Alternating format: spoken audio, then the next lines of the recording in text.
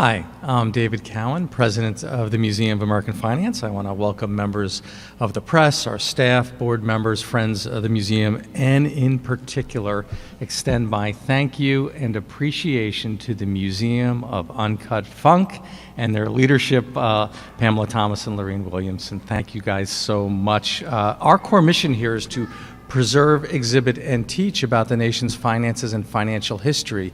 And I can proudly say that this exhibit checks all of those boxes. To hear more about this exhibit, I'm going to introduce now our Director of Exhibits, Maura Ferguson. 2 years ago, our museum opened America in Circulation, a history of U.S. currency, to demonstrate to the public the importance of paper money in America's history, and also to showcase how beautiful and varied our money has been since the nation was founded. What we didn't discuss in detail in that exhibit is the significance of the imagery on American money and how our nation communicates its values and identity through that imagery to both the people of America and the rest of the world.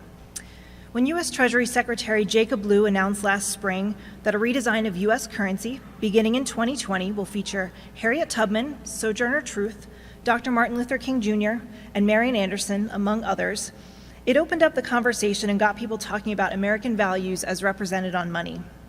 What I think many people, myself included, didn't realize is that there is a longer history of representation of important Black men and women on commemorative coins, medals, and medallions. Now, as we discuss our national values and how to best represent them, we wanted to bring to our visitors these objects and these stories as a representation both of Black history and American history. We felt it was important to bring For the Love of Money, Blacks on U.S. Currency, which is on loan from the Museum of UnCut Funk, to our museum, so that everyone can join in the conversation, fittingly beginning in Black History Month.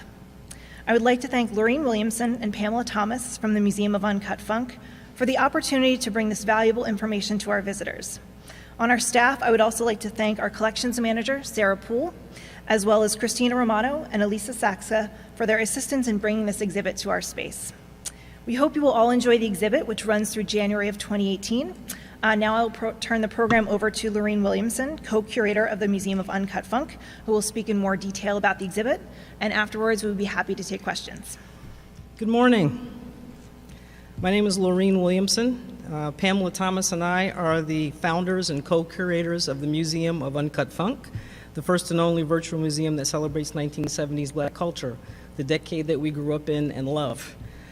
Our museum also showcases our unique collection of Black culture artifacts, many that feature beautiful positive images of Black people and are traveling to museums and cultural institutions across the country, which is what brings us to the Museum of American Finance today for the official opening of our newest exhibition, For the Love of Money, Blacks on U.S. Currency. Pamela and I would like to thank the Museum of American Finance for hosting our exhibition and everybody that we've worked with who's worked so hard to put this exhibition together in probably what was record time for them, and to make it look so beautiful, and to really give it very special treatment and very special care. We'd like to thank all of you for coming this morning. I'm going to speak a few minutes about what the exhibition means to me and why I feel it's important. All of our exhibitions are personal.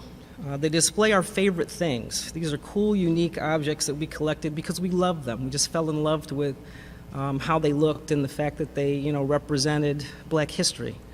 We thought that others would love them and appreciate them as well. So we decided to curate different aspects of our collection in traveling exhibitions. And in the process of doing this, we learned a lot.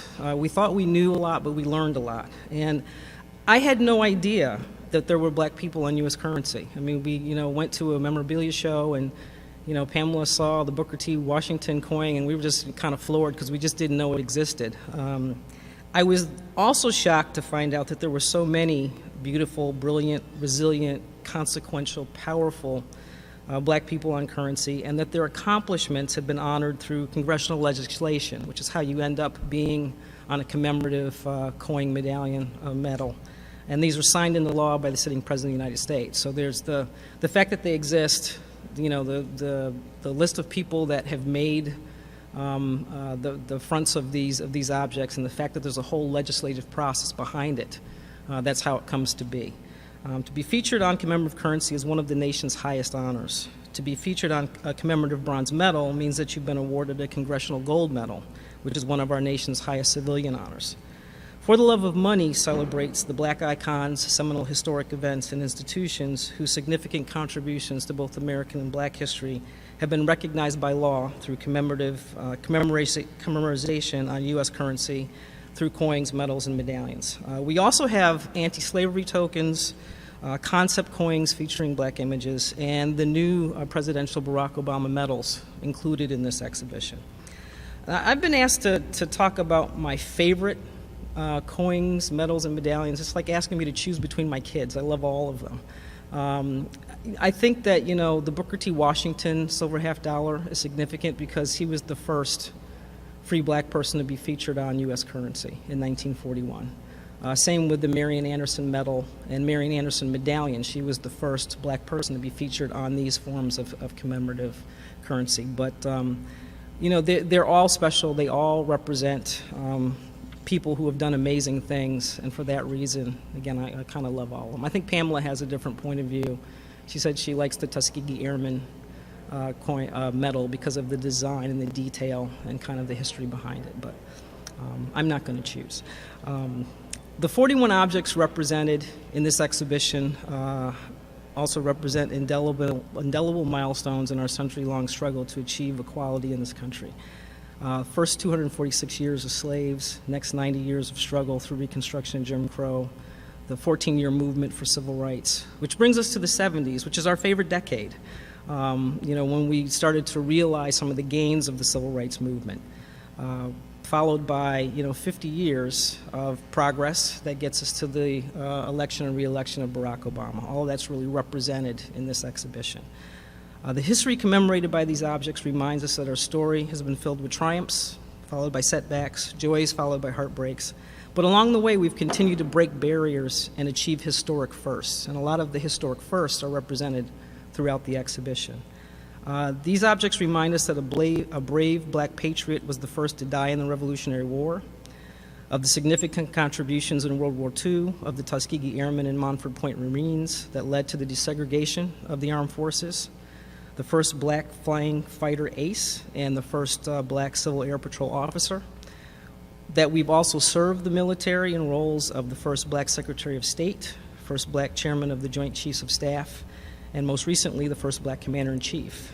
These objects remind us that brilliant black men rose up from slavery to advise presidents, that exceptional black athletes broke the color barrier at home and defeated white supremacy on the world stage, carrying the hopes and dreams of the race on their shoulders, staring down racism with dignity and dominating their sports.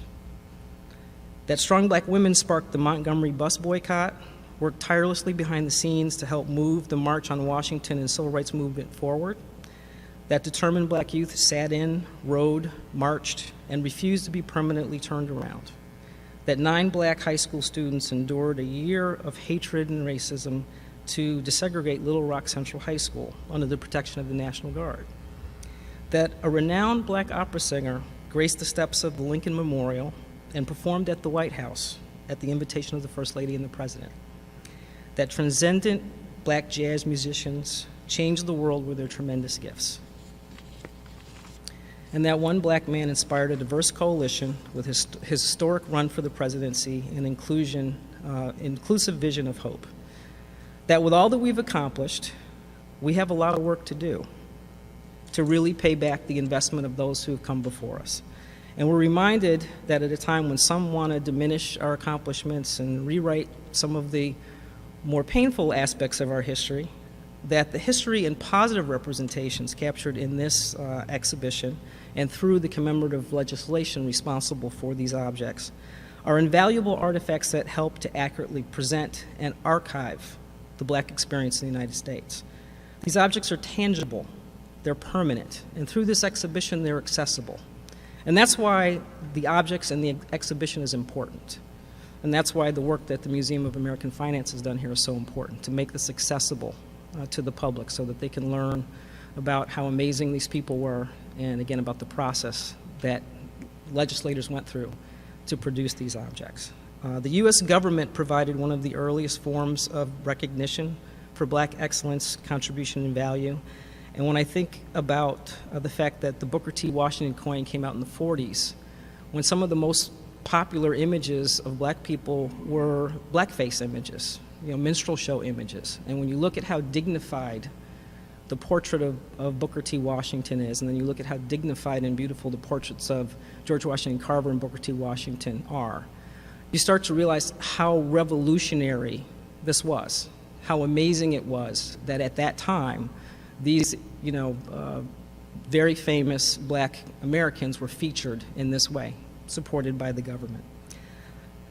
In their 1976 hit, For the Love of Money, which is the inspiration for the title of the exhibition, the OJs preach about the evils of money. I think, kind of the whole slavery through Jim Crow has all the evil stuff covered. But the OJs also encourage people to do good things with their money. And the recognition of our contributions for the betterment of American society on commemorative currency is a good thing. It's an amazing thing. One verse in the song says, "For a small piece of paper, it carries a lot of weight." And in our capitalist society, it certainly does. And it's for this reason that we are extremely excited about the plan to add Harriet Tubman, Sojourner Truth, Marian Anderson, and Martin Luther King Jr. to the 20, the 10, and the $5 bills in 2020. We're very excited about that. But in the meantime, what a lot of people don't know is there are already a lot of black Americans represented on U.S. currency. This exhibition being hosted here on Wall Street kind of brings us full circle. Slaves were bought and sold on the street. They built Wall Street.